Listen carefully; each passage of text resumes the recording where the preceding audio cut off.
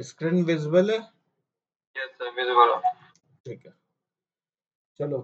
Last class में हम लोग एक्सेप्शन हैंडलिंग देख रहे थे और we have covered try catch finally. हमने टीएमएस के थ्रू कवर किया था और ये भी समझा था ट्राई कैच फाइनली कैसे लगाया। राहुल, आपने लेक्चर सुना था, रिकॉर्डिंग? राहुल, आपने रिकॉर्डिंग सुना था लास्ट क्लास की? हेलो राहुल, आपने रिकॉर्डिंग सुना था लास्ट क्लास की?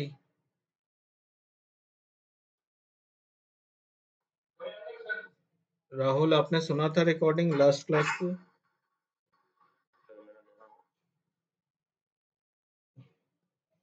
चलो, ठीक है। Throw and throws. सो अब मुझे आप लोग, अभिषेक, राहुल, आप लोग ये बताओ, जो हमने लास्ट क्लास में टीएमएस में कुछ लगाया था, चलते देखते कहाँ पे लगाया था। व्यू है, व्यू में हमने ट्राई कैच यहाँ लगाया था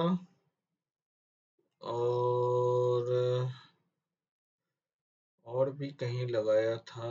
क्रिएट टास्क में शायद लगाया था क्या? ठीक है, क्रिएट टास्क में भी लगाया था। अब ये बताओ, ये ट्राई कैच आप लोग को देखने के बाद ये आप बता सकते हो इसमें मेन बिजनेस लॉजिक वाली लाइन कितनी है? अगर मैं number of lines of code की बात करूं तो 1 line, 2 line, 3 line, 4 line, 5 line, 6 line की कोड है। 6 में से कितनी लाइन ऑफ कोड हमारी मेन कोर लॉजिक है, ये बताओ। अभिषेक, मेरा क्वेश्चन समझ में आया?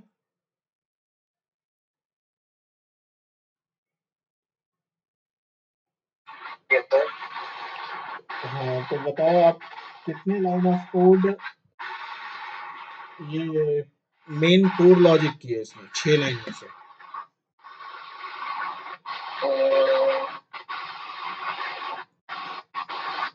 जो क्रिएट टास्क करने से रिलेटेड यस सर, कितनी लाइन है? 44 लाइन। 44? 44। 44 तो अलग है ना, मॉडिफाई टास्क है।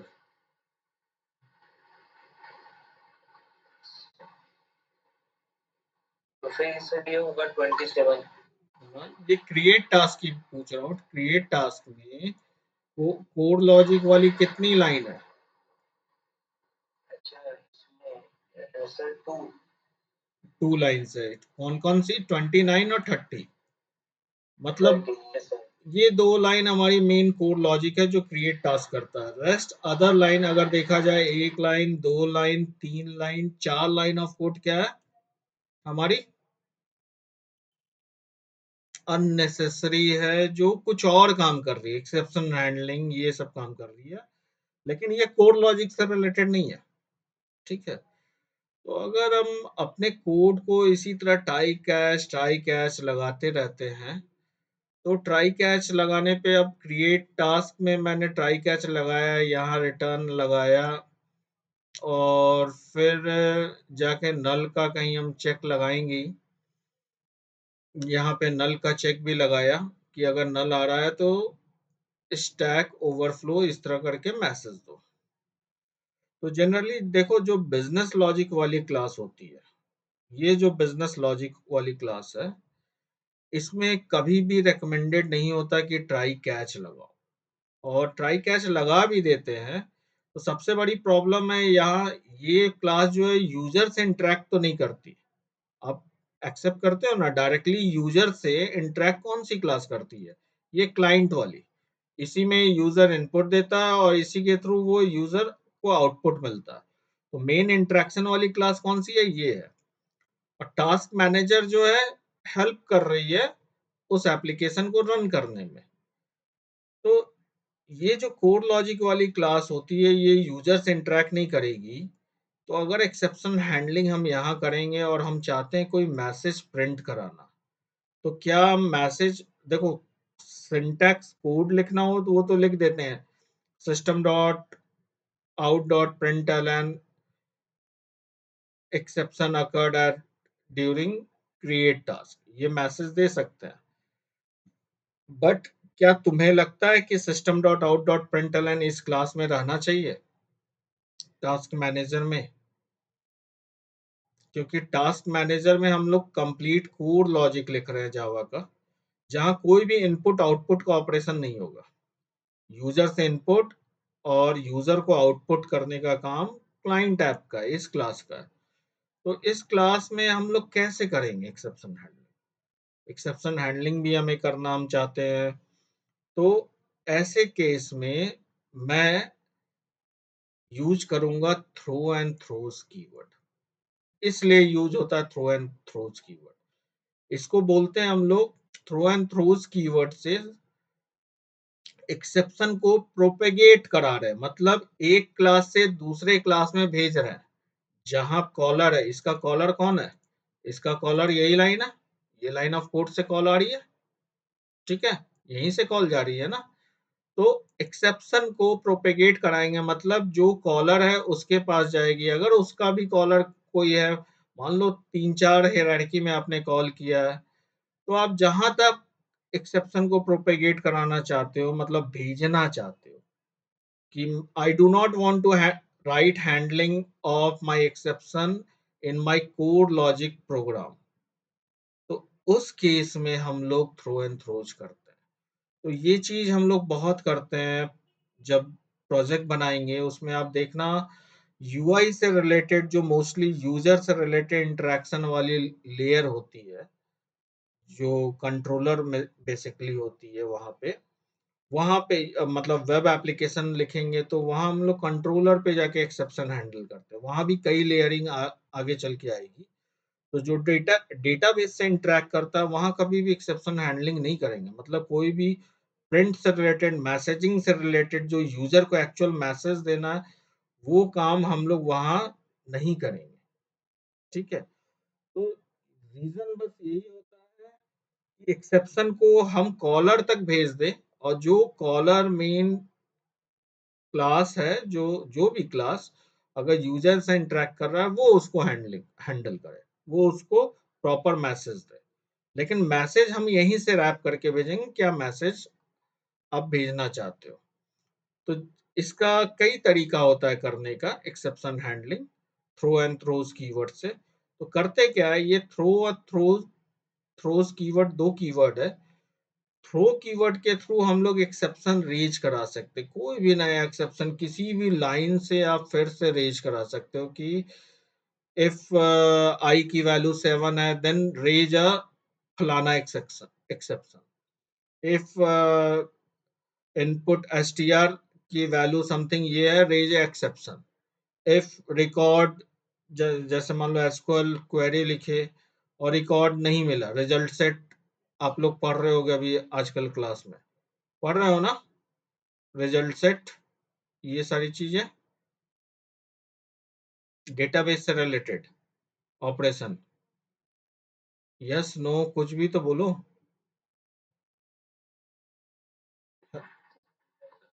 डेटाबेस हैंडलिंग पढ़ रहे हो ना सुबह मॉर्निंग क्लास में? हाँ, कनेक्शन और रिजल्ट गेट किया है? ठीक है, कनेक्शन अभी पढ़ा है ना। तो लेट सपोज कनेक्शन हमें नहीं मिला, कनेक्शन ही नल मिल गया, हम कुछ एक्सेप्शन रेज कराना चाहते हैं, मतलब हम अपने हिसाब से कोई भी एक्सेप्शन रेज करा सकते हैं। यहाँ क्या है, अभी क्या है, आपको array index out of bound, मतलब जब लॉजिकली कोई एक्सेप्शन रन टाइम में आएगा तभी एक्सेप्शन रेज होगा। लेकिन आप चाहते हो कि आईडी की वैल्यू 7 अगर यूजर देता, I want to raise some exception, कोई भी एक्सेप्शन हम रेज करें। भाई हम नहीं चाहते 7 वैल्यू दे यूजर, स्ट्रिंग की नेम की वैल्यू अमित नाम का यूजर को हम इनपुट ही नहीं करना चाहते, तो यहाँ हैंडलिंग दी है, if name equal to Amit है, देन रेज एक्सेप्शन। वो रेज कैसे करेंगे वो सिंटेक्स वाइज देखते हैं, लेकिन but using throw keyword. Throw keyword से हम लोग कोई भी नया एक्सेप्शन किसी भी लाइन से जावा का प्रोग्राम से हम लोग रेज कर सकते हैं। क्लियर है? इन दोनों कीवर्ड को यूज करके एक्सेप्शन प्रोपेगेट करते हैं, बिना इन दोनों के हेल्प से काम नहीं होता। तो थ्रो कीवर्ड किसी भी लाइन से आपका नया एक्सेप्शन रेज कर सकता है। आप अपना मनचाहा एक्सेप्शन, कोई भी एक्सेप्शन रेज करा सकते हो। यहाँ तो क्या हो रहा है, एक्सेप्शन अकर्ड होगा तब आप हैंडलिंग देते हो, लेकिन आप एक्सेप्शन खुद से अकर कर दो, खुद से ही रेज करा दो कोई भी कंडीशन पे। भाई जावा तो ऐसा एक्सेप्शन कभी हैंडल करेगा? सोच के देखो कि आईडी की वैल्यू 9 दिया यूजर तो एक्सेप्शन है। जावा में इसमें क्या प्रॉब्लम है? जावा को तो कोई प्रॉब्लम नहीं है। कोई प्रॉब्लम है क्या?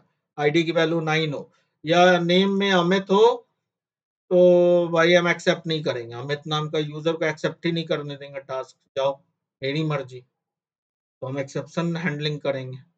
ठीक है, तो आप बोलोगे सर नेम नाम का यूजर को हम बाईपास कर दे, वो ठीक है, लेकिन मैसेज यूजर को देना है कि अमित इज नॉट अलाउड, जाओ तब। ठीक है, तो उस तरह कुछ करना है। कोई भी काम, मैं एक एग्जांपल लिया, डेटाबेस कनेक्शन। मान लो यहाँ कोड लिखे हैं, कनेक्शन नहीं मिला, तब हम रेज कराना चाहते हैं। रिजल्ट अकर किए, मतलब डेटा फेच किए, select star from employee where ID equal to something, कोई रिकॉर्ड ही नहीं मिला, हम एक्सेप्शन रेज कराना चाहते हैं कि भाई यूजर को मैसेज दो नो रिकॉर्ड फाउंड। यूजर को दिखना चाहिए ना कि ऐसा कोई रिकॉर्ड ही नहीं है। तो हम अपना अपने हिसाब से पूरी एक्सेप्शन हैंडलिंग कर सके, उसके लिए throw keyword and throws keyword use करते हैं। थ्रो कीवर्ड्स के थ्रू हम लोग न्यू एक्सेप्शन रेज करते हैं। जैसे थ्रो न्यू नाम का कीवर्ड यूज करें, क्योंकि नया क्लास का ऑब्जेक्ट बनाना है। और जो भी क्लास है, मैं तो एग्जांपल के लिए माई एक्सेप्शन ले लिया, आप चाहो एग्जिस्टिंग एक्सेप्शन को यूज कर लो, रन टाइम एक्सेप्शन, अथमेटिक एक्सेप्शन, अरे index out of bound exception. आगे चल के हम देखेंगे कस्टम एक्सेप्शन, मतलब हम अपना एक्सेप्शन रेज कराएंगे। जैसे आगे चलो, वो अपना एक्सेप्शन के लिए आगे देखेंगे। फिलहाल तो हम अपना भी एक्सेप्शन रेज, अपना खुद का एक्सेप्शन बनाते हैं, अपना खुद का एक्सेप्शन रेज कराते हैं, और सबसे ज्यादा यही करते हैं पूरे प्रोजेक्ट में। कस्टम एक्सेप्शन बनाओ, उसको रेज कराओ। थ्रोज कीवर्ड बहुत यूज होता है।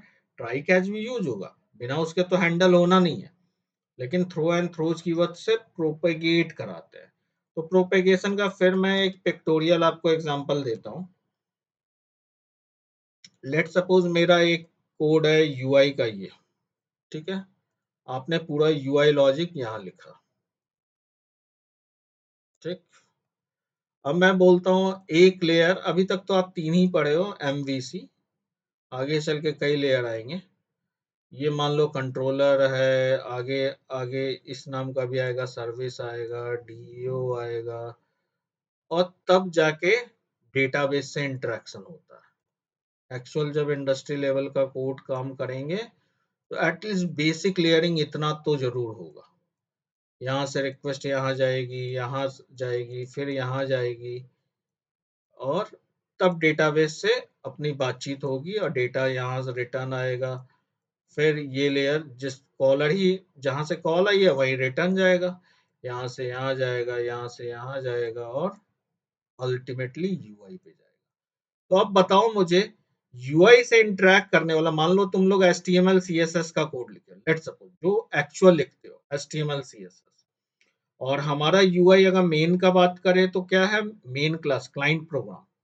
जावा में, कोर जावा में क्लाइंट प्रोग्राम इज यूआई।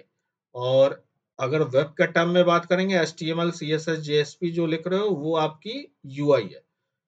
यहां से आपकी कोर बिजनेस लॉजिक चालू होती है, ये पूरा, ठीक है।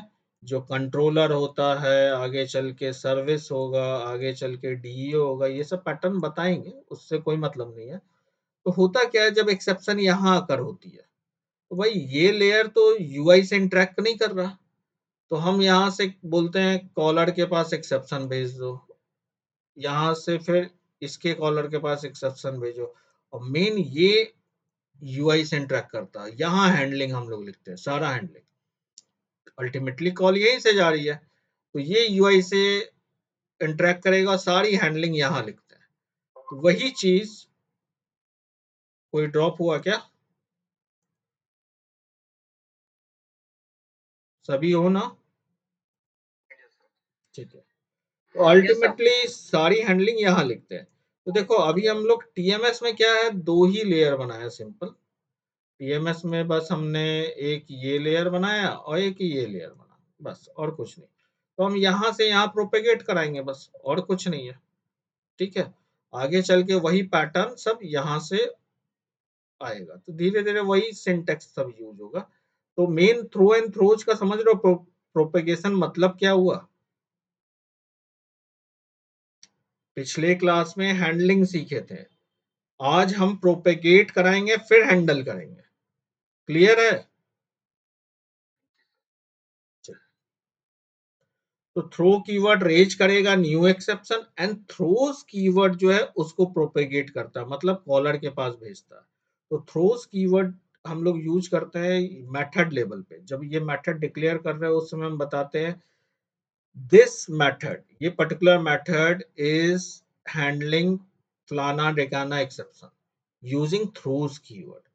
थ्रोज कीवर्ड से हम मेथड के सिग्नेचर में स्टार्टिंग में बताते हैं कि मेरा ये मेथड ये पर्टिकुलर टाइप के एक्सेप्शन रेज करेगा, जिसमें रन टाइम एक्सेप्शन अगर है तो उसको ऑप्शनल है, आप लिखो या ना लिखो कोई अंतर नहीं पड़ता, क्योंकि रन टाइम एक्सेप्शन आपको पहले ही बताया था अनचेक्ड एक्सेप्शन है। अनचेक्ड एक्सेप्शन है यानी कंपाइलर कभी भी फोर्स नहीं करता, कंपाइलर को कोई दिक्कत नहीं है, आप कॉलर में जाके सीधे हैंडलिंग लिखो, कोई प्रॉब्लम नहीं आएगी।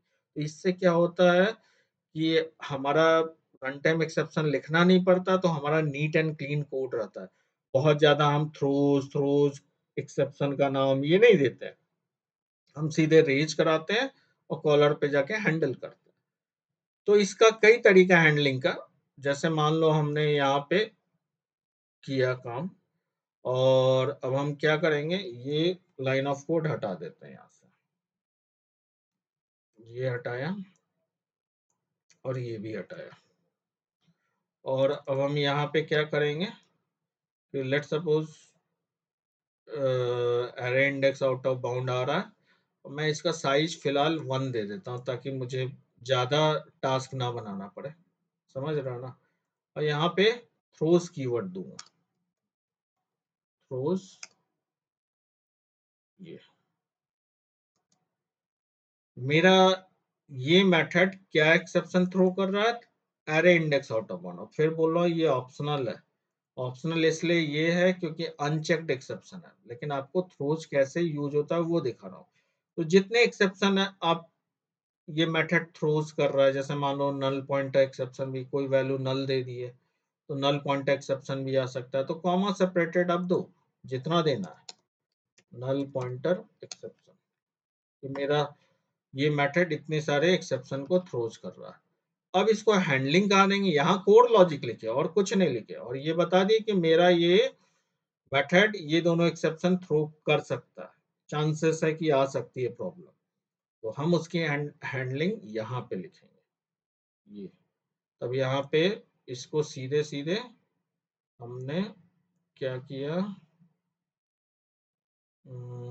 यहाँ से रिटर्न क्या आ रहा है, रिटर्न मैसेज ही आ रहा है ना, ठीक है, हाँ मैसेज। तो यहाँ पे ट्राई लगाया और हमारा यही line of code basically exception raise कर रहा है, तो हम इसको क्रिएट एक्सेप्ट किए, और ये लाइन की अब जरूरत नहीं है।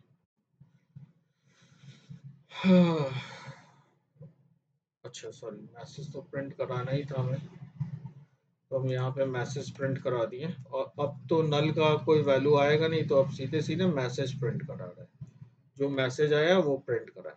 लेकिन हो सकता है एक्सेप्शन रेज करे, चांसेस है।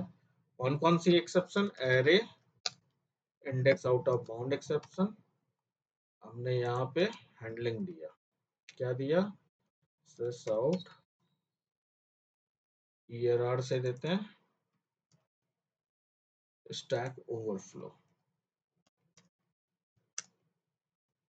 ओवरफ्लो कि भाई ऐसा कोई इंडेक्स पोजीशन चला गया ओवरफ्लो, या हो सकता है अंडरफ्लो, माइनस में कुछ वैल्यू चली जाए, अंडरफ्लो, दोनों केस में वर्क करेगा। अब दूसरा क्या है, नल पॉइंटर एक्सेप्शन।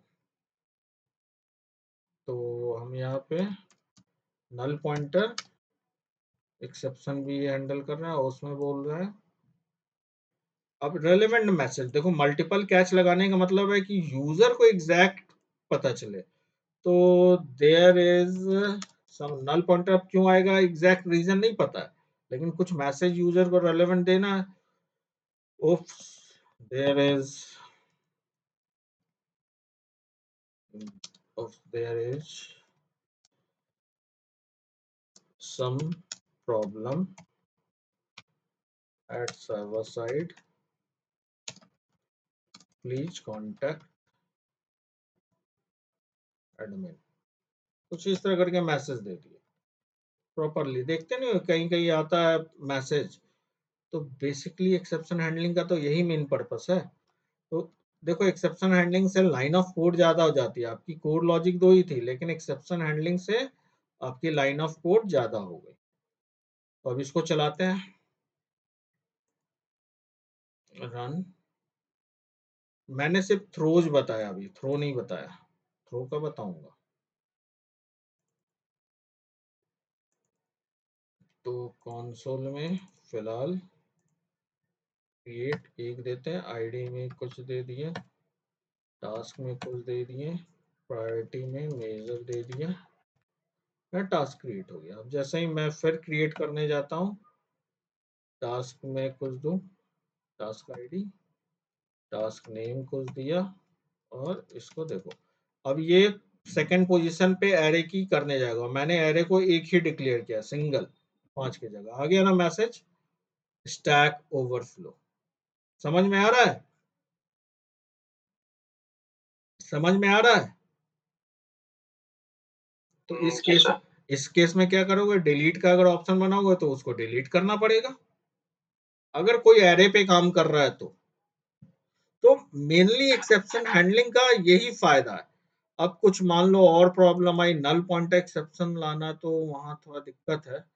कोई और प्रॉब्लम आती तो अच्छा रहता है, जैसे मान लो इसको नल पॉइंटर नहीं, क्योंकि कभी कभी वो भी एक्सेप्शन आता है ना। यहाँ पे हम लोग कर देते हैं कुछ भी नहीं, यहाँ से कुछ भी मत पास करो, क्योंकि सब रन टाइम ही होता है। जो रन टाइम में आएगा उसको लिखना जरूरी नहीं होता यहाँ। तो हम यहाँ पे ना लिख के क्या कर सकते हैं, ये ऑप्शनल है, आप चाहो तो लिखो, चाहो तो ना लिखो। लेकिन अगर कंपाइल टाइम एक्सेप्शन है, जैसे IO exception, file not found exception, वो सब लिखना जरूरी होता है अगर वो रेज करा रहे हो तो। डायरेक्ट मैंने क्लाइंट पे हैंडलिंग दिया, और यहाँ पे दिया कि नल पॉइंटर नहीं भाई, पेरेंट क्लास को ही दे दिया कि एक्सेप्शन किसी भी तरह का प्रॉब्लम आ जाए ये मैसेज दे दो। तो हम करते हैं, चलाते हैं फिर।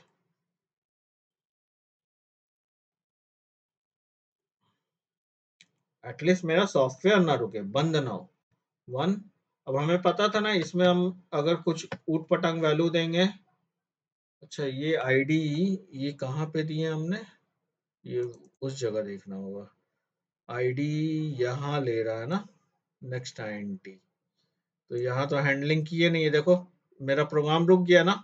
ये देखो यही एक्सेप्शन हैंडल नहीं किए, तो प्रोग्राम क्या हुआ, बंद हो गया। तो इसके लिए क्या करते हैं, यहाँ पे प्रॉपरली हैंडल करते हैं। तो हैंडलिंग कैसे करते हैं यहाँ पे, फिर लिखते हैं इसको।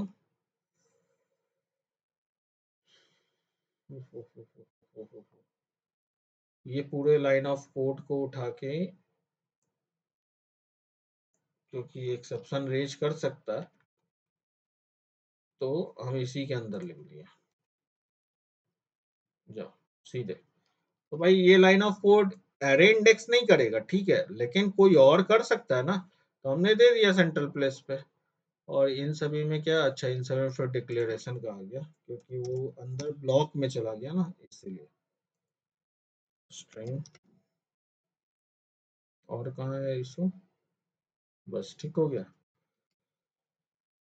समझ में आ रहा है ये मैंने क्या किया यहाँ पे, कि भाई इसमें इस लाइन पे आ रहा था, तो कोई भी प्रॉब्लम है वो मैंने एक सेंट्रल दे दिया, या please try again, please contact again की जगह please try again with correct data. There is some problem with your input, with your input. Please try again with correct data. चलो अब चलाते हैं कि मेरा हर सिनेरियो में ये चले, चाहे जो भी हो, फेल नहीं हो। एप्लीकेशन बंद होना सबसे गंदा काम होता है। वन हुआ, कुछ भी दिए, आया मैसेज, उफ there is some problem with ये, प्लीज ट्राई अगेन, तो फिर से वन। अब हमने क्या किया, प्रॉपर दिया इनपुट, ये दिया, माइनर दिया, टास्क क्रिएट हो गया। फिर से अब वन देंगे, तो वहां हमने एक ही एरे डिक्लेयर किया, तो अब करने नहीं देगा।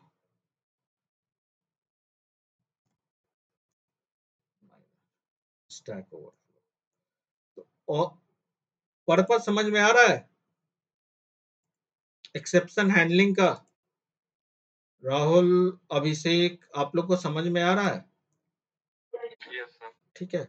और यस सर। ये जो थ्रो एंड थ्रोज है ना, ये सबसे ज्यादा यूज होता है कस्टम एक्सेप्शन में, मजा वहां आएगा। क्योंकि देखो अभी जो हम exception, array index out of bound exception है, इसको मैंने क्या बोला, चाहो तो लिखो, चाहो तो ना लिखो, कोई फायदा नहीं है, कोई अंतर। देखो यहाँ पे हमने हैंडलिंग नहीं दिया।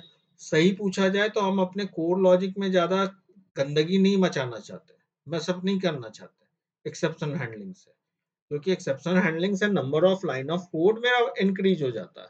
इसलिए हमने यहाँ से हटा दिया सारा एक्सेप्शन हैंडलिंग का कोड, और उसको बाहर ही किया कि भाई कॉलर के पास तो आएगा, कोई भी एक्सेप्शन यहाँ से करोगा तो जहां से कॉल आई है वहां जरूर जाएगा। तो कॉल जहां से गई है वहां आया, उस लाइन ऑफ कोड को आपने एक ब्लॉक में, एक्सेप्शन हैंडलिंग का ब्लॉक में रखा है, array index out of bound null pointer, जितने मल्टीपल आपको लगते हैं। अब जैसे इनपुट मिसमैच आ रहा था, तो वो दे सकते हैं एक इनपुट मिसमैच प्रॉपर, उसके लिए इनपुट मिसमैच यही आ रहा था ना, तो इसके लिए इनपुट डेटा में कुछ प्रॉब्लम होगा, यहाँ बोल देते हैं problem with some problem some problem है एट सर्वर, क्योंकि कुछ ऐसे भी हो सकते हैं, प्लीज कॉन्टेक्ट एडमिन, इस तरह। अगर आपको पता है रीजन कि क्या क्यों आ सकता है, तब तो प्रॉपर मैसेज दो। नहीं पता है तो लास्ट में, एट लास्ट तो यही देते हैं कि भैया कुछ प्रॉब्लम है, कांटेक्ट करो एडमिन, मतलब हम लोग डेवलपर सब उसको हैंडल करेंगे। तो इस तरह करके जितना चाहो उतना एक्सेप्शन दे सकते हो।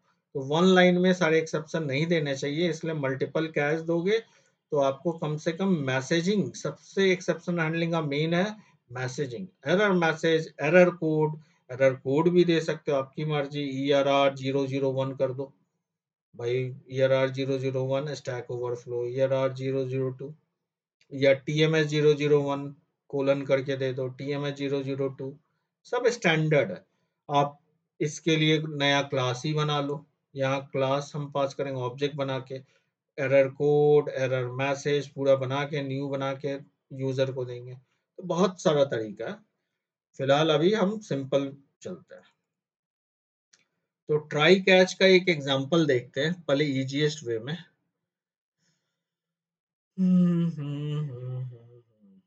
ट्राई कैच एक्सेप्शन प्रोपेगेशन, मैं चाह रहा था विदाउट कस्टम एक्सेप्शन में दिखा सकूं आपको ट्राई कैच। ये तो कस्टम एक्सेप्शन है, कस्टम है ना, हाँ हाँ हाँ, कैच ये कस्टम है, DB exception, custom exception handling, हाँ ये ट्राई कैच यहाँ से थ्रो एंड थ्रोज, ठीक है। क्योंकि देखो आईओ एक्सेप्शन जनरली क्या है, चेक्ड एक्सेप्शन, और आईओ एक्सेप्शन अगर तुमने कॉलर को दे दिया, ये एक ही फाइल में कर रहा है, वहां दो फाइल दिखाए थे, यहाँ एक ही फाइल में हमने मेथड के अंदर कर लिया। मेन ये मान लो, क्लाइंट ये है और बिजनेस लॉजिक यहाँ, ये मान लो, मानने में क्या जाता है। तो मेन से हमारा फंक्शन कॉल हो रहा है, तो पहले यहाँ एक -5 करके पास किए, यहाँ -5 आया। अब मैंने क्या बताया था, थ्रो कीवर्ड से नया एक्सेप्शन रेज करता है। तो मैंने कुछ लिखा है where x लेस देन 0 है, ये मैंने कस्टम एक्सेप्शन बनाया, इसको छोड़ दो। अच्छा नहीं, कस्टम नहीं, यहाँ पे साफ साफ लिखा हो फाइल नॉट फाउंड एक्सेप्शन, जबरदस्ती का मतलब कोई मीनिंग नहीं है, आप मत समझना इसका कोई मीनिंग है कि भाई 0 से कम आया फाइल नॉट फाउंड सर क्यों दे रहा है, ये तो मीनिंगलेस है, फाइल थोड़ी हम कुछ कर रहे हैं। बस मैं आपको बताने के लिए थ्रो एंड थ्रोज कीवर्ड का एग्जांपल दे रहा हूँ, क्योंकि अगर ये चेक्ड एक्सेप्शन यूज नहीं करेंगे तो यहाँ मैंडेट नहीं होता, यहाँ मैंडेट करना जरूरी है। थ्रोज लिस्ट करता है आपकी मेथड कौन कौन सी एक्सेप्शन थ्रो कर रही है, वो लिस्टिंग थ्रोज कीवर्ड से करते हैं, और रेज करना थ्रो कीवर्ड से होता है। तो देखो एक नया एक्सेप्शन बनाया जबरदस्ती, और उसको इस तरह रेज किया, या चाहो तो ये लाइन ऑफ कोड पूरा का पूरा यहीं पे लिख सकते थे, इसके जगह ये माई एक्सेप्शन की जगह ऐसे लिख सकते थे डायरेक्ट, ठीक है। तो डायरेक्ट भी हो जाता है, new file not found exception, एक मैसेज दे दिए कि भैया नेगेटिव वैल्यू आ रहा है, कुछ भी उठ पटांग, ये मीनिंग नहीं है भाई, पहले बता रहा हूँ इस एक्सेप्शन। अब मैं बोल रहा हूँ कि वेर एक्स की वैल्यू लेस देन 0 है, तो ये करो एक्स की वैल्यू ग्रेटर देन 10 है और लेस देन 15 है, तो जबरदस्ती आयो एक्सेप्शन रेज करो। तो मतलब मेरा मेथड अगर कोई पढ़ेगा इस मेथड को, तो कितने एक्सेप्शन रेज कर रहे हैं, एक फाइल नॉट फाउंड, एक आईओ एक्सेप्शन। तो हमने लिस्ट दिया, my method is raising file not found, IO exception. अब उसकी हैंडलिंग यहाँ दी है, समझ में आ रहा है, हैंडलिंग उसी तरह है। रेज करने का तरीका ये है, थ्रो कीवर्ड यूज करके, और थ्रोज कीवर्ड हमेशा मेथड के साथ लगाते हैं जो हमारा बताता है how many exception my method is throwing. ये दोनों क्लियर है, थ्रो एंड थ्रोज किस लिए होता है। तो कहीं भी पूछा जाता है क्या आप बताओगे, throw and throws is use for exception propagation from caller to, जो कॉल किया है उस तक, कॉलर तक पहुंचाने के लिए, ठीक है, कि एक्सेप्शन हैंडलिंग हम लोग कॉलर पे करें, क्लियर है। And throw keyword raising exception, and throws keyword just listing down all the exception which are raising from my method। कोई डाउट है इसमें, राहुल अभिषेक? ठीक है, अब चला के देखना चाहते हो तो डिबग करके चला के दिखाता हूँ, डिबग एज जावा एप्लीकेशन। जबरदस्ती का है भाई, फाइल नॉट फाइल हैंडलिंग में कुछ कर ही नहीं रहा हूँ, जबरदस्ती तुम्हें बस सिखाने के लिए किया हूँ, इसलिए मैं टीएमएस में ले गया था, वहां अच्छा है, यहाँ तो जबरदस्ती एग्जांपल देना पड़ता है। F5 आया, वैरेक्स की वैल्यू -5 है, तो भाई अंदर घुसेगा ही, अब हम जबरदस्ती लिख दिए। मैं बोला ना कोई भी वैल्यू के लिए हम कुछ भी कर सकते हैं। तो रेज एक्सेस जैसे ही किए, ये यहाँ से कॉलर के पास चला गया, तुरंत मेथड के पास गया, और फाइल नॉट फाउंड है तो फाइल नॉट फाउंड पे E dot print stack trace, ये एक लाइन लिखते हैं, देखो जनरली एसओपी लिखना चाहिए था, E dot print stack trace जल्दी नहीं यूज करते। ये क्या करता है, जितनी भी हियरार्की अंदर तक होगी, जेवीएम ने फाइंड किया होगा जो रीजन, वो पूरा प्रिंट करता है अपने आप, ठीक है। लेकिन हमें यूजर फ्रेंडली मैसेज के लिए हमेशा एसओपी यूज करना चाहिए। एचटीएमएल जावास्क्रिप्ट जब आप जेएसपी सब करोगे, वहां आपको request dot set parameter set attribute ये सब बताया जा रहा होगा, आगे चल के बताएंगे वो, ठीक है, मॉर्निंग की क्लास में, वहां एक्सेप्शन हैंडलिंग होगी, सब इसी तरह होगा। जीएसपी में उसको रिक्वेस्ट डॉट गेट एट्रीब्यूट से दिखाओगे, ठीक है। तो सर्वलेट में सेट एट्रीब्यूट करोगे मैसेज को, और जेएसपी में गेट एट्रीब्यूट करोगे, अल्टीमेटली वहां भी स्ट्रिंग से हैंडलिंग होगी। तो E dot print structure generally नहीं करना चाहिए, क्योंकि इसका दुनिया भर का चीज दे देता है कि भाई ये तो मैसेज हमने यहाँ जो दिया, अब ये ध्यान दो, जो मैसेज हमने लिखा था निगेटिव इंटीजर वैल, जो इसका ऑब्जेक्ट बनाते समय एक मैसेज पास करते हैं हम लोग कोई भी एक्सेप्शन में, चाहे फाइल नॉट फाउंड हो, रन टाइम हो, जितने भी एक्सेप्शन हो, मैसेज जो पास करोगे आप चाहोगे, क्योंकि यही पॉइंट है जहां हमें एग्जैक्ट पता चल रहा है कि किस तरह का एक्सेप्शन है और क्या एक्चुअल यूजर को मैसेज दिखाना चाहिए। तो यहाँ हमने मैसेज बनाया और उसी मैसेज को भेज दिया, इसी का ऑब्जेक्ट को भेजा, और इसी के ऑब्जेक्ट के थ्रू वो प्रिंट होता है।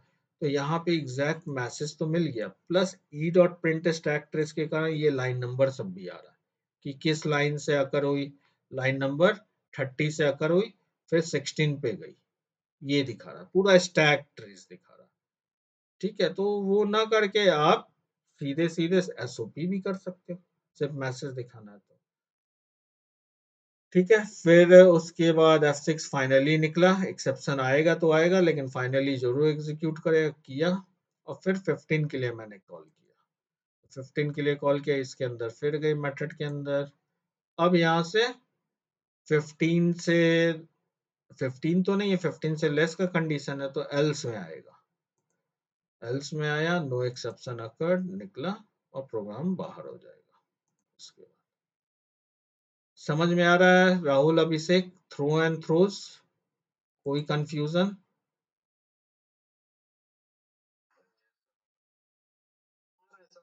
ठीक है, बहुत अच्छी बात आ रही है तो गुड है। अब मैंने आप लोग को यही दिया है कुछ, write a program where exception occur when an integer divided by zero, ऐसा कुछ प्रोग्राम बनाओ। Write a program where if array is having 5 element and we are trying to display 7th element, जैसे अभी हमने किया था कि हम एक ही एलिमेंट डिक्लेयर किए और कोशिश कर रहे थे यहाँ पे सेकंड एलिमेंट में वैल्यू डालने की, तो एरर आकर आ रहा था। तो मैं ये दोनों कोड तो आपको भेज देता हूँ, ये दोनों जरूरी है आपको समझने के लिए, उसी पे ओवरराइट करना, या देख लेना नोटपैड में और फिर अपने से समझ के लिखना। ठीक है, एटलीस्ट कोड भेज देता हूँ।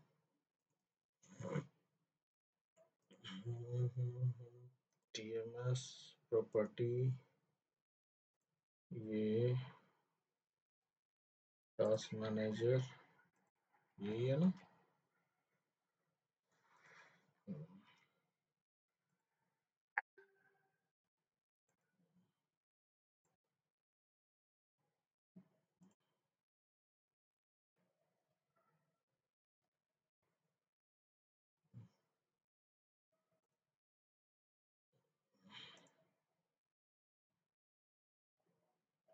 और इसके बाद कौन सा था ये, व्यू में था।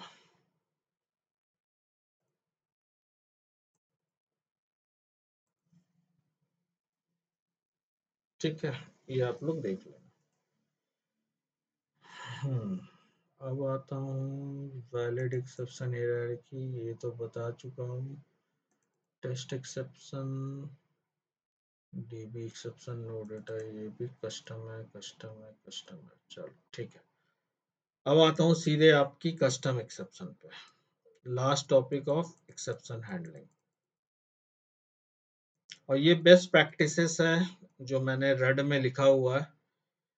Close and release resource in finally block, जब भी आप कोई रिसोर्स का काम करोगे तो उसको रिलीज करना है, जैसे डीबी कनेक्शन है, डीबी कनेक्शन डॉट क्लोज लिखोगे, वो फाइनली ब्लॉक में लिखो। ठीक है, including cause of exception in stack trace, जब भी आप एक्सेप्शन रेज कराओ, प्रिंट कराओ, तो उसमें रीजन जरूर बताओ, ये प्रॉब्लम है, यूजर को समझ, लेकिन यूजर फ्रेंडली मैसेज हो। ऐसा नहीं टेक्निकल टर्म यूज नहीं करना है, क्योंकि अगर मान लो जीमेल ऐसा मैसेज देने लगे कि user name not found in our database, कैसा लगेगा? बहुतों को तो समझ में ही नहीं आएगा जो कंप्यूटर लाइन से नहीं है, ये डेटाबेस क्या है जी। ठीक है, तो वो यूजर फ्रेंडली मैसेज देता है, invalid user name, invalid password, या पासवर्ड मिसमैच। ठीक है, ऐसा वर्ड यूज नहीं करेगा ना, your password is not matching with our column in the database table name, ये अरे ऐसा मैसेज क्यों देना है? ठीक है, user friendly, always provide meaningful full message on exception, avoid over using checked exception, ये जरूरी है। चेक्ड एक्सेप्शन को जल्दी यूज नहीं करना चाहिए, ये जो होता है चेक्ड एक्सेप्शन होता है, print exception, AWT, interrupted, IO exception, maximum run time exception use करना चाहिए। क्यों? क्योंकि थ्रू एंड थ्रूज क्लॉज जब यूज करते हो तो इसकी हैंडलिंग कॉलर पे सिर्फ होती है, हर जगह हमें नहीं करना पड़ता। लेकिन चेक्ड एक्सेप्शन को हर जगह करना पड़ता है। पता चला हम जो लाइन ऑफ कोड लिख रहे हैं, यहाँ लाइन ऑफ कोड हमने बहुत कम लिखा था। कौन सा था एक्सेप्शन हैंडलिंग? ये। अब कोड लॉजिक इसमें देखोगे तो क्या है, 2 लाइन यहाँ है और तीसरा लाइन ये है, 3 लाइन का कोड है ऊपर में, और नीचे जो है मेन ये है।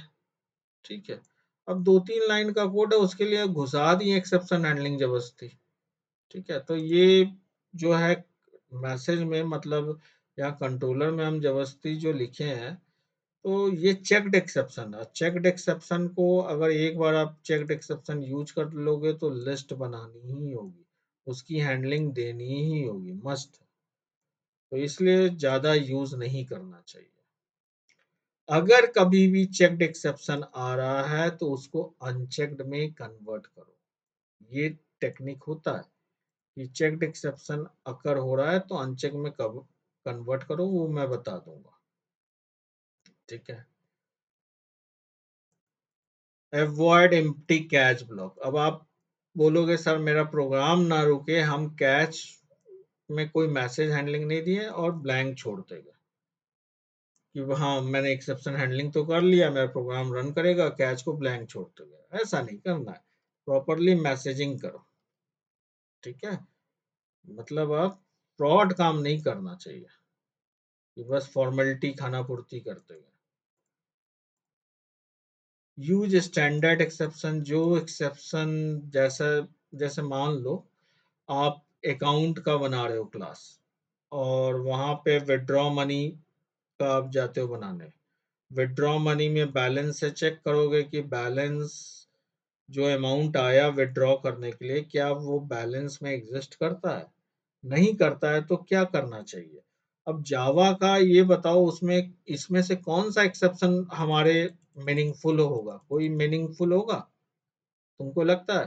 क्योंकि वहां हमारा यूजर से रिलेटेड जो हमारे रियल टाइम है प्रॉब्लम, वो आ गई कि इनसफिशिएंट बैलेंस। ऐसा ही है ना? तो ना अरिथमेटिक है, ना इंडेक्स है, ना नो सच है, ना नल पॉइंटर है, तो ऐसा कौन सा एक्सेप्शन यूज करें? और जावा भी तो हमारे रियल वर्ल्ड से रिलेटेड लाखों प्रॉब्लम है, तो क्या ये दे सकता है? पॉसिबल है? किसी लैंग्वेज में पॉसिबिलिटी नहीं है कि वो मीनिंगफुल मैसेजिंग वाला एक्सेप्शन नाम दे सके। तो उसके लिए तब हम लोग कस्टम एक्सेप्शन बनाते हैं, और तब बनाते हैं इनसफिशिएंट फंड एक्सेप्शन। उस तरह बना लिए, तब वो मीनिंगफुल हो गया, लगेगा हाँ भाई अकाउंट क्लास में बैलेंस विड्रॉ करते समय इनसफिशिएंट फंड एक्सेप्शन रेज हुआ, तो कॉलर के पास जब पहुंचेगा तो समझ जाएगा कॉलर, अच्छा इससे रिलेटेड क्या मैसेजिंग दिखाना है, एक्सेप्शन का नाम से पकड़ लेगा कि हाँ भाई इनसफिशिएंट बैलेंस एक्सेप्शन है, तो यही होगा मतलब। Do not catch top level exception. मतलब अब बचने के लिए ऐसा ना कर दो कि यार भैया हम सर तो बताए थे एक्सेप्शन क्लास यूज कर दोगे, बाकी नीचे कोई कैच लगाने की जरूरत नहीं। तो उससे दिक्कत क्या है? आपको प्रॉपर मैसेजिंग नहीं मिलेगी। मतलब अगर ऊपर ही यहाँ पे एक्सेप्शन यूज कर देते तो नीचे ये सब लगाने की जरूरत नहीं थी, जैसे हमने यहाँ किया था अभी टास्क मैनेजर में। तो प्रॉपरली हमने हर एक्सेप्शन को कैच किया और मैसेजिंग किया, ताकि यूजर को पता चले। ये नहीं कि यहीं पे एक्सेप्शन लगा दिया और जेनरिक मैसेज दे दिया, तो यूजर को एग्जैक्ट इशू पता नहीं चलेगा। आपका सॉफ्टवेयर जब भी आपका मान लो प्रॉब्लम आया, आप उसको ऊट पटांग रिजल्ट दोगे, बोलेगा ऐसा सॉफ्टवेयर को यूज ही नहीं करना, यही बोलेगा ना यूजर, ये गंदा सॉफ्टवेयर। लेकिन मीनिंगफुल मैसेज दोगे जिससे वो अपनी गलतियां सुधार सके, तो वो लाइक करेगा उस सॉफ्टवेयर को। तो एक्सेप्शन हैंडलिंग बहुत इंपॉर्टेंट चीज होती है। Log exception just once. Logging एक टर्म आएगा, इंडस्ट्री लेवल पे है। फिलहाल अभी आप एसओपी ही समझो इसको, फिलहाल के लिए, कि उसको जहाँ पे यूजर मतलब डेवलपर देखता है, एक लॉगिंग ये जो होता है ना टर्म आएगा अभी प्रोजेक्ट में, तो प्रोजेक्ट में हम लोग डेवलपर के लिए भी सर्वर पे लॉग सब बनती है, वहाँ पे हम लोग एक्सेप्शन को लॉग कराते हैं। ये लाइन छोड़ दो, कोई दिक्कत नहीं है अभी के लिए। जब लॉग आएगा टर्म तो लॉगिंग सिखाएंगे, उसके बाद ही देखना। Document exception thrown by document exception thrown by any matter. अच्छा, मतलब अगर बहुत सारे कस्टम एक्सेप्शन बनाए हो, एरर कोड बनाए हो, तो उसको डॉक्यूमेंट करो। और डॉक्यूमेंट करने के बाद आप यूजर को पब्लिश कर सकते हो, भाई मैंने एपीआई बनाया, देखो ये एरर कोड आएगा तो इसका मतलब ये है, इसको हैंडलिंग ऐसे करना। जैसे ओरेकल इंस्टॉल करो, ओरेकल में कुछ प्रॉब्लम आती है, उसके एरर कोड आती है, माई सिक्वल की भी एरर कोड आती है, स्टैंडर्ड होती है। उसको गूगल पे, चैट जीपीटी पे सर्च करो, आपको उसकी मीनिंग मिलती है। तो उसने पब्लिश किया हुआ है ना, ओरेकल ने, माई सिक्वल ने, उसी तरह हम लोग डॉक्यूमेंट कर सकते हैं एक्सेप्शन। क्लियर है? बेस्ट प्रैक्टिसेस तो धीरे धीरे करके फॉलो करना स्टार्ट करना। राहुल, अभिषेक, ठीक है। लास्ट आते हैं यूजर डिफाइंड एक्सेप्शन। और आपसे इंटरव्यू में पूछा जाता है, how you can create user defined exception.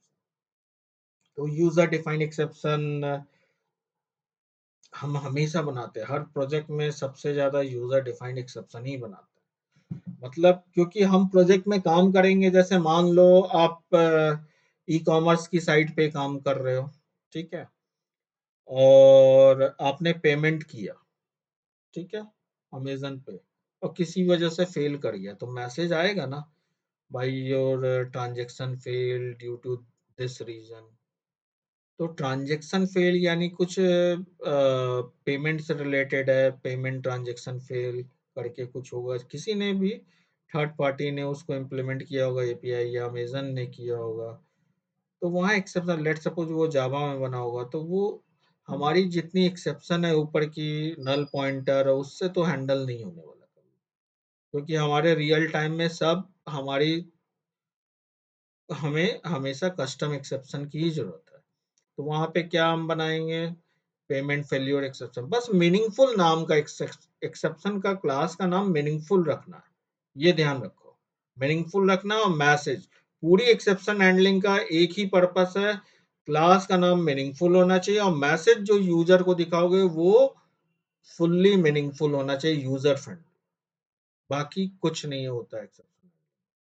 तो यूजर डिफाइंड एक्सेप्शन का रूल है, सबसे बड़ा थंब रूल है, कि जो भी आपकी एग्जिस्टिंग एक्सेप्शन क्लास है, जो भी एनी ऑफ देम, आप उस क्लास को इनहेरिट करके अपना खुद का क्लास बनाओ। पहला रूल है, फर्स्ट रूल, कि इसमें से कोई भी क्लास को इनहेरिट करके आप अपना क्लास बना लो, ठीक है।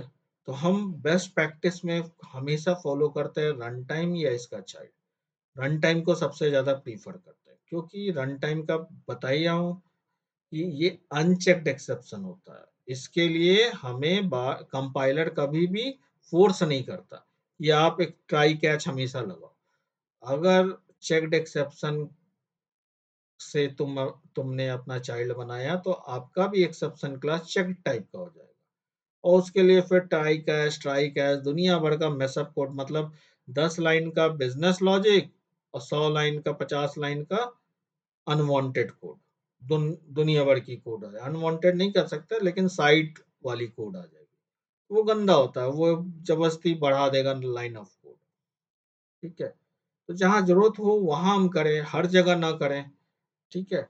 तो इसीलिए बेस्ट प्रेफरेंस होता है कि आप रन टाइम या उसकी किसी चाइल्ड को यूज करके एक्सटेंड करो। तो हम प्रीफर ऑलवेज करते हैं रन टाइम को। तो हम अपना पहले एक क्लास बनाते हैं, जैसे लेट सपोज मैंने यहाँ बेस एक्सेप्शन बनाया, डीबी एक्सेप्शन बनाया, किसी नाम से भी। जैसे डेटाबेस हैंडलिंग कर रहे हैं, कुछ प्रॉब्लम आती है, तो हम उसके लिए अच्छा बोलते हैं कि डीबी लेयर पे हम डीबी एक्सेप्शन रीच करेंगे। तो हमने डीबी एक्सेप्शन बना लिया, कुछ बेस एक्सेप्शन बना लिया। तो अभी इस एग्जांपल में नहीं जा रहा हूँ, ये थोड़ा सा ट्रिकी है, उसमें मत जाओ। तो पहला लाइन ये होता है। दूसरा रूल ये होता है कि उसमें एक कंस्ट्रक्टर बनाओ, ठीक है। और पैरामीटराइज कंस्ट्रक्टर, पैरामीटराइज कंस्ट्रक्टर इसलिए क्योंकि जहां से भी एक्सेप्शन रेज होगा वहां से आप उसको पास कर सको मीनिंगफुल एक्सेप्शन। ठीक है, कि भाई मीनिंग उसका सही में पता चले कि क्या है एक्सेप्शन, मैसेज वहां से करो। मैं आप लोग को टीएमएस में ही पूरा एग्जांपल करके दिखाता हूँ। ठीक है, और टीएमएस में मैं कुछ ऐसा लेता हूँ, देखता हूँ क्या है। Modify modify modify modify modify modify में जबरदस्ती करता हूँ। प्रायोरिटी हमारा क्या आता है, क्या क्या वैल्यू है प्रायोरिटी की, 3 है ना प्रायोरिटी में। क्या क्या है,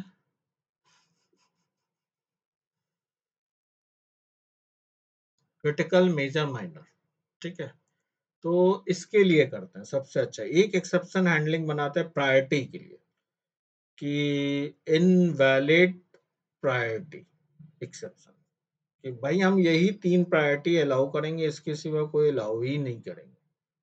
ठीक है, तो सबसे पहले क्या करना होगा, ये कंट्रोलर है, व्यू है, होना चाहिए टीएमएस एक्सेप्शन करके एक अलग क्लास ही, पैकेज, उसका पैकेजिंग अलग करते हैं। एक्सेप्शन हैंडलिंग के लिए पैकेज अलग बना लो, ज्यादा अच्छा कहा जाता है। तो टीएमएस एक्सेप्शन, ताकि कोड मेसअप ना हो, एक जगह ना हो, एक्सेप्शन का कोड एक जगह। अब यहाँ पे हमने सोचा क्या कि हम प्रायोरिटी के लिए कुछ बना रहे हैं, जबरदस्ती अपना एक बना रहे हैं, लेकिन लॉजिकल है। इनवैलिड प्रायोरिटी या प्रायोरिटी मिसमैच एक्सेप्शन, इस तरह बना, प्रायोरिटी मिसमैच एक्सेप्शन, क्लास का नाम दिया, ध्यान से देखना, कस्टम एक्सेप्शन सभी को। ठीक है, अब हमने पहला रूल क्या बताया कि एक्सटेंड करो एग्जिस्टिंग किसी भी एक्सेप्शन क्लास को। बेस्ट प्रैक्टिस में क्या होता है, run time, run time exception को, ताकि हमें हमेशा हैंडलिंग नहीं देनी पड़ती। अब जैसे ही इसको किए, ये क्या बोल रहा है, डिफॉल्ट कंस्ट्रक्टर इसका दो, क्योंकि ये ऑब्जेक्ट बनाएगा, और या फिर पैरामीटराइज। तो हम हमेशा पैरामीटराइज कंस्ट्रक्टर देने की कोशिश करते हैं, और हमेशा क्या करते हैं, एक प्राइवेट स्ट्रिंग मैसेज नाम का वेरिएबल बना लेते हैं, क्योंकि मैसेज आएगी, मैसेज ही हमें पास करना है। और पब्लिक कंस्ट्रक्टर बना रहे हैं, कौन सी, अपने एक्सेप्शन क्लास का कंस्ट्रक्टर बनाए, या मैसेज भी छोड़ दो, इतनी की भी जरूरत नहीं, बहुत सिंपल सिंपल बता रहा हूँ। एक कंस्ट्रक्टर बनाओ, उसमें स्ट्रिंग मैसेज, और सीधे सुपर को कॉल करो, सुपर, और सुपर में क्या पास करो, मैसेज, जो मैसेज आ रहा है उसको पास कर दो, ताकि ये मैसेज ऊपर जाके सेट हो जाए। ये क्या हुआ, स्ट्रिंग मैसेज,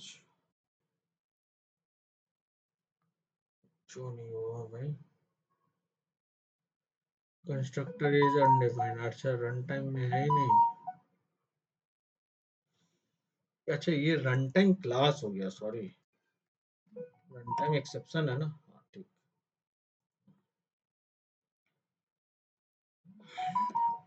तो कस्टम एक्सेप्शन के लिए बस इतना ही लाइन करना पड़ता है आपको, मीनिंगफुल क्लास का नाम दो, एक्सटेंड करो कोई भी एक्सेप्शन क्लास, एक्सेप्शन क्लास को भी एक्सटेंड कर सकते हो, लेकिन बेस्ट प्रैक्टिस होती है रन टाइम।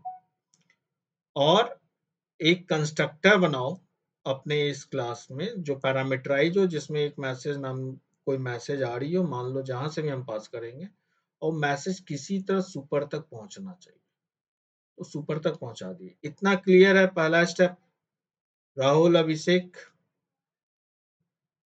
जी सर। ठीक है।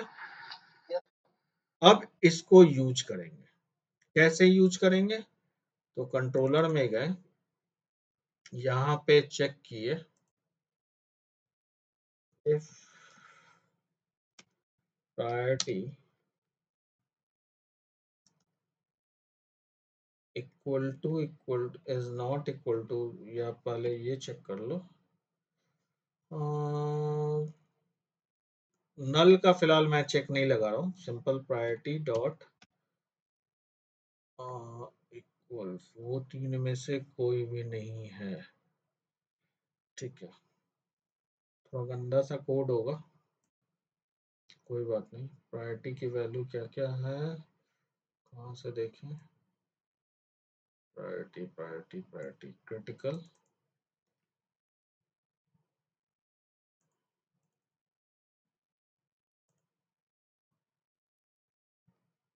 अगर प्रायोरिटी क्रिटिकल नहीं हो, अभी नहीं हो का मैंने कुछ नहीं लगाया, या फिर मेजर माइनर तो नहीं हो, इसका निगेट साइन लगा देता है, ये ना हो और ये भी ना हो, मेजर। ये लॉजिक लिख रहे हैं भाई, ये लॉजिक अंदर की, अगर निगेट साइन में दिक्कत होता है तो बाद में आराम से समझते रहना, वो लॉजिक है अपनी, उससे कोई दिक्कत नहीं है। हो सकता है मेरी लॉजिक भी सही ना हो, कोई दिक्कत, तो लॉजिक पे नहीं जा रहा मैं, अभी आपको सिखाने की कोशिश कर रहा हूँ। तो हम यहाँ क्या करेंगे कि भाई हमारी जो रिक्वायरमेंट है, इनपुट टाइप मिसमैच, हमने एक्सेप्शन बनाया, रोज थ्रो न्यू, क्या बनाया, priority priority priority mismatch exception, जिसमें बोलेंगे हम यहाँ पे एकदम प्रॉपर मैसेज देंगे, user wrong priority, invalid priority. क्या है भाई, इनवैलिड प्रायोरिटी, क्या यूजर ने चूज किया, वो प्रायोरिटी में आ रही है, मैसेज प्रॉपर दिए कि इनवैलिड प्रायोरिटी आई, चूज। अब इतना लंबा मैं लिखने नहीं जा रहा हूँ,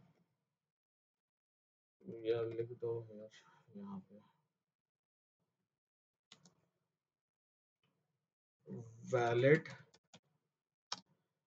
वैल्यूज और वो क्या क्या था, क्रिटिकल, मेजर और माइनर। मैंने शॉर्ट फॉर्म इस तरह करके लिख दिया भाई, उतना लंबा नहीं लिख रहा, ठीक है।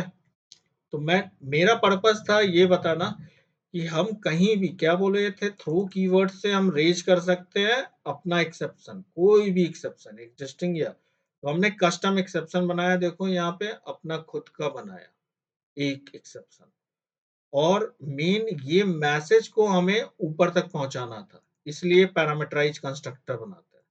यहाँ आया और वो ऊपर चला गया, ठीक है। अब इसका बेनिफिट क्या हुआ कि आप मॉडिफाई एक्सेप्शन जहां भी कॉलर है, ओपन कॉल एरर की,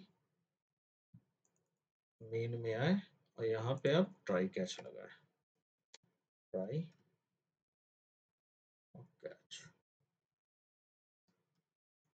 सिर्फ हम मॉडिफाई में लगाएं, उसमें नहीं लगाएं, क्रिएट में नहीं लगाएं, वहां भी लगा सकते हैं, एक जगह बनाए, आप जहां यूज करो, जैसा मन, जहां भी प्रायोरिटी यूज करोगे यूज करते हैं, एक बार एक्सेप्शन बना लिए, एक्सेप्शन, सॉरी, प्रायोरिटी इसमें एक्सेप्शन, पी कुछ भी वेरिएबल दो। अब यहाँ से आउट ERR, और क्या करना, हमें जो यूजर ने वहां मैसेज दिया था वही प्रिंट कराना है। तो हमने वेरिएबल का नाम p दिया, p डॉट गेट मैसेज, बस गेट मैसेज करेंगे तो वो, ये क्या होता है गेट मैसेज करने से, यहाँ पे ये ऊपर जाएगा, यही पूरा मैसेज, और वो जाके सुपर क्लास में रन टाइम में देख रहे हो एकदम सुपर, वो अंदर अंदर जाएगा, अब कहाँ तक अंदर ले जाऊं, वो जाके सेट करता है, और यही डिटेल करके कोई वेरिएबल है, ये वेरिएबल, ये वहां पे जब गेट मैसेज करते हैं तो इससे मिलता है, तो इसलिए मैं वहां तक नहीं जा, देख रहा हूँ एकदम रन टाइम से एक्सेप्शन थ्रोएबल और टॉप लेवल पे जा रहा है, पैरेंट चाइल्ड रिलेशनशिप, तो उससे मतलब नहीं है, एकदम सिंपल यहाँ एक कस्टम अपना बनाया और उसको कैसे हम यूज करेंगे, यूजिंग थ्रो कीवर्ड। अब देखो थ्रो से बेनिफिट क्या है, बोलोगे सर थ्रोज आपने नहीं लगाया, आप लगा सकते हो थ्रोज, बट ये रन टाइम है, रन टाइम के लिए यहाँ थ्रोज लिखना जरूरी नहीं होता, ठीक है। लेकिन अगर इसी को तुम कर देते ये रन टाइम के जगह आईओ एक्सेप्शन, देखो आईओ करो, देखो एरर आ गया, बोल रहा है ना कि भैया इसको यही हैंडल करो, नहीं हैंडल करोगे तो यहाँ लिखो थ्रोज आईओ एक्सेप्शन, और तब जाके ये अलाउ करेगा, और कॉलर में यहाँ जाके आईओ एक्सेप्शन डालो, जो भी है ये मॉडिफाई। अच्छा वहां से आईओ एक्सेप्शन रेज करा दिया ना, सॉरी, क्या रेज कराना था हमें, priority mismatch, priority mismatch.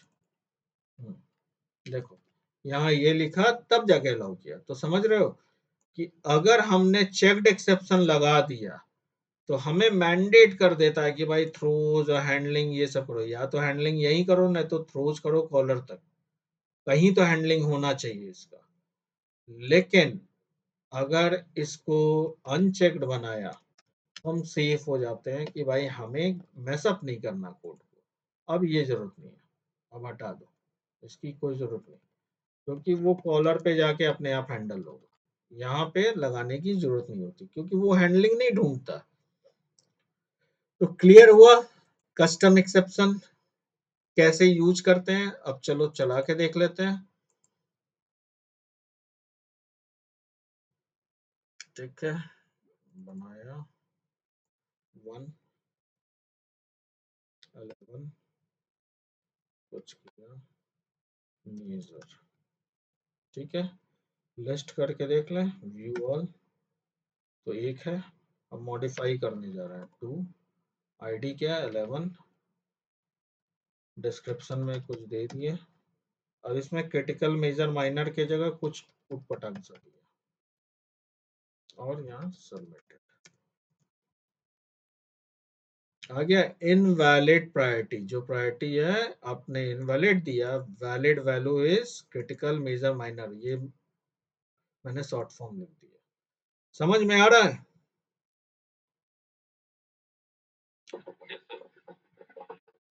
Yes sir. ये है कस्टम एक्सेप्शन का बेनिफिट। तो कस्टम एक्सेप्शन बहुत सिंपल है, बस चीजें आपको पता होनी चाहिए, इनसफिशिएंट फंड ये सारी चीजें। अब एक मैंने ये बनाया हुआ है बेस एक्सेप्शन, डीबी एक्सेप्शन, ये सब देखो एग्जांपल जो रियल में टीएमएस के थ्रू मैं आपको बताया हूँ, ये एक्चुअल है, ठीक है। तो मैं भी ये आपको दे रहा हूँ क्लास प्रॉपर्टी,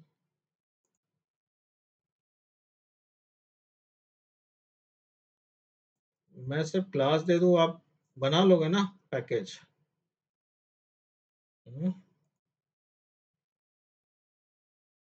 अब तो आई थिंक इतना एक्सपर्ट हो गए होगे आप लोग।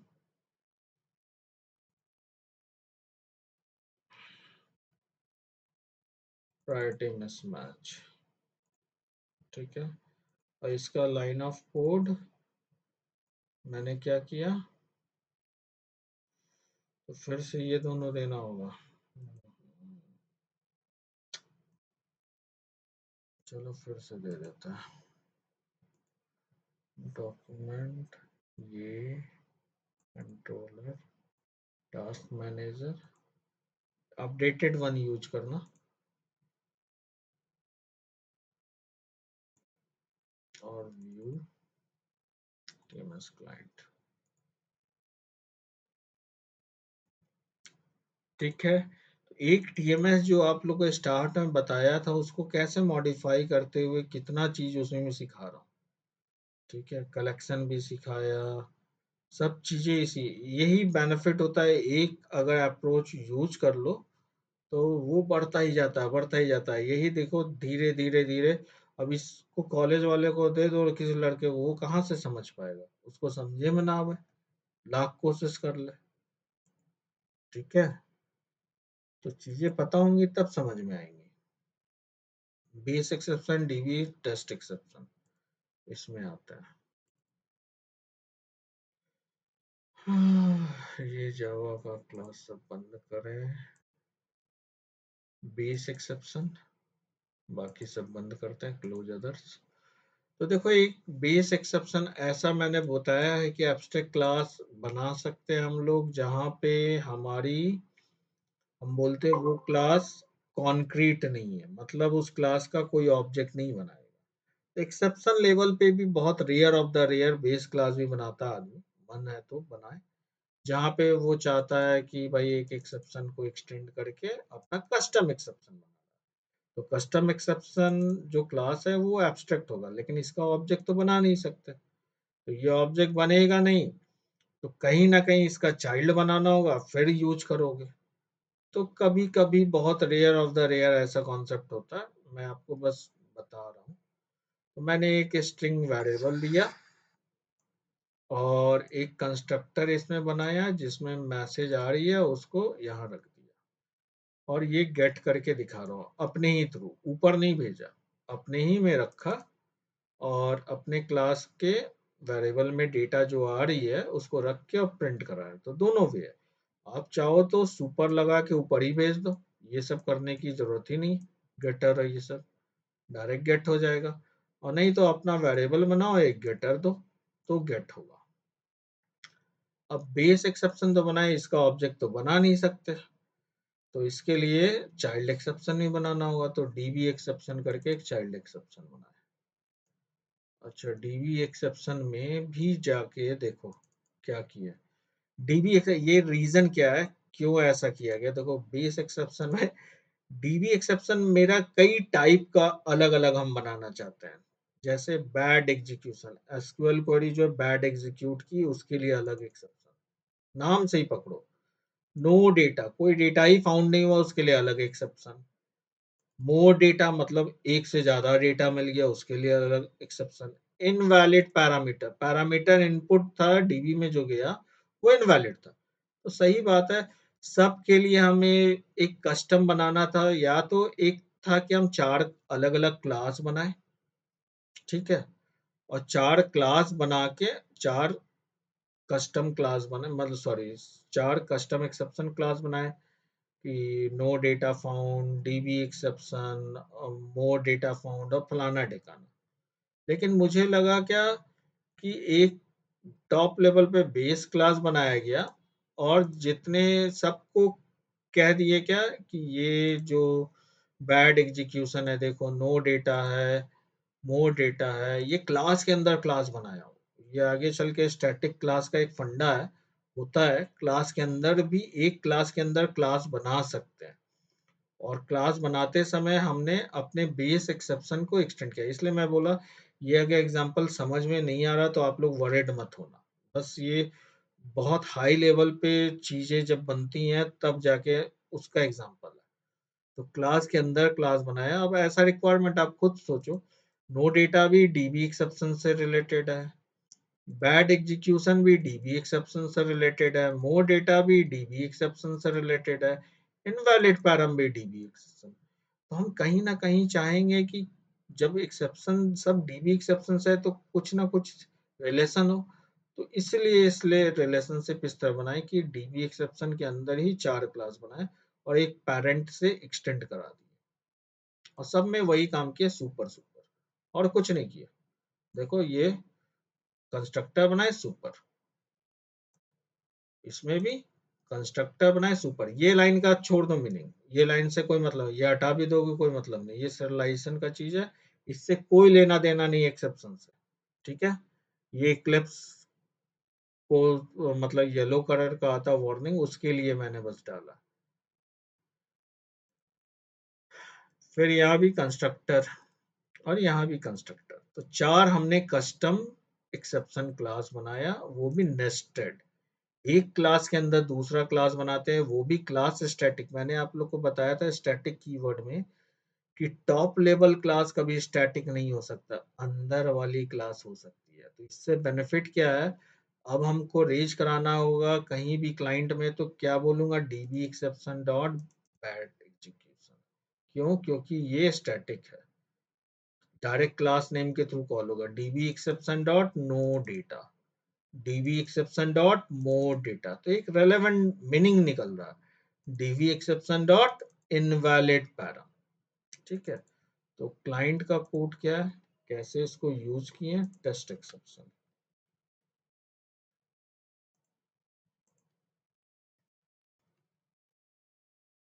सॉरी, यहाँ पे बस मैंने कुछ हैंडलिंग नहीं, बस सीधे सीधे थ्रो कराया कि डीबी एक्सेप्शन कैसे यूज करेंगे इसको जो बनाया है।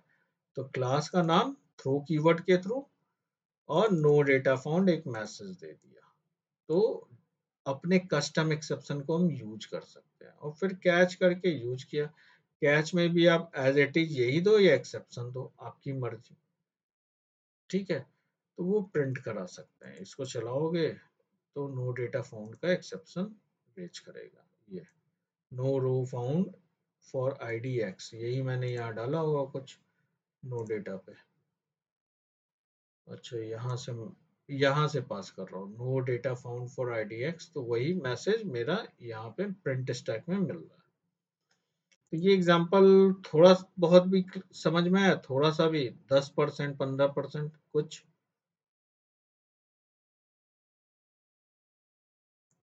हेलो,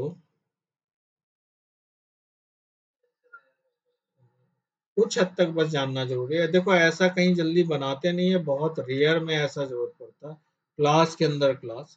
और मैंने नेस्टेड क्लास अभी आप लोगों को पढ़ाया नहीं है, तो बस ये समझो क्लास नेम के थ्रू आप लोग कॉल कर सकते हो, ये बेनिफिट है क्लाइंट में। ठीक है, तो ये रिलेशनशिप के लिए।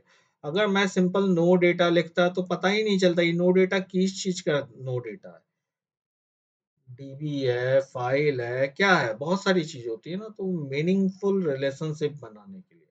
और हम चार अलग अलग क्लास जाके बनाते हैं, उसके जगह हमने क्या किया, एक बेस एब्स्ट्रैक्ट क्लास बनाया, ताकि इसका कोई यूज करके हम एक्सेप्शन रेज नहीं कराएंगे, बस इसको यूज किए चाइल्ड बनाने के लिए, और कुछ नहीं।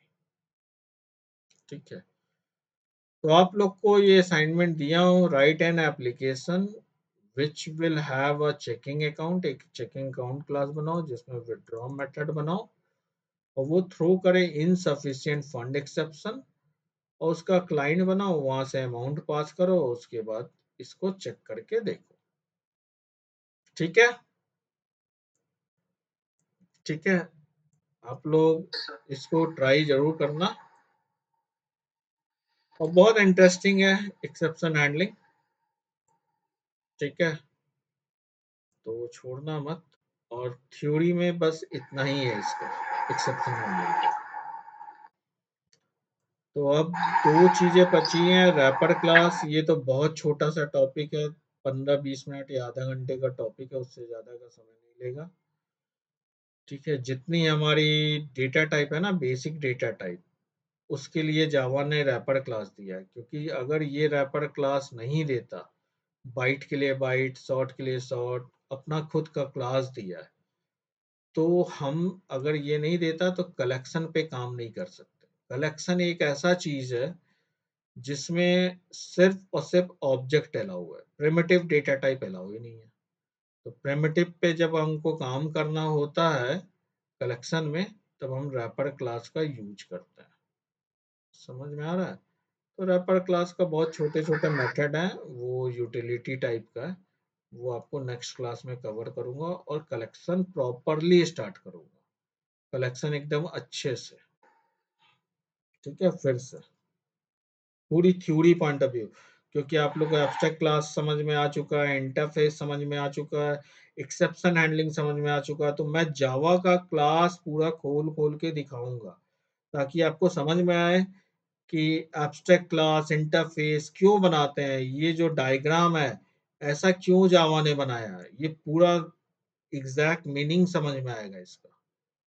ये पहले इसलिए स्टार्ट नहीं किया था कलेक्शन, क्योंकि इस लेवल पे आप जाओगे नॉलेज पे, तब देखो काम करना सिर्फ लिस्ट में ऐड कर देना और लिस्ट को आइटरेट कर लेना, ये कलेक्शन का काम नहीं है, उसका नॉलेज होना चाहिए, क्यों लिस्ट यूज करते हैं, क्यों वेक्टर यूज करेंगे या ट्री सेट यूज करेंगे या ये इंटरफेस यूज करेंगे, कहाँ क्या यूज करेंगे प्रॉपरली। बहुत सारे जावा ने क्लास दिया है, तो किस सिनेरियो में कौन सा यूज करेंगे ये सीखना।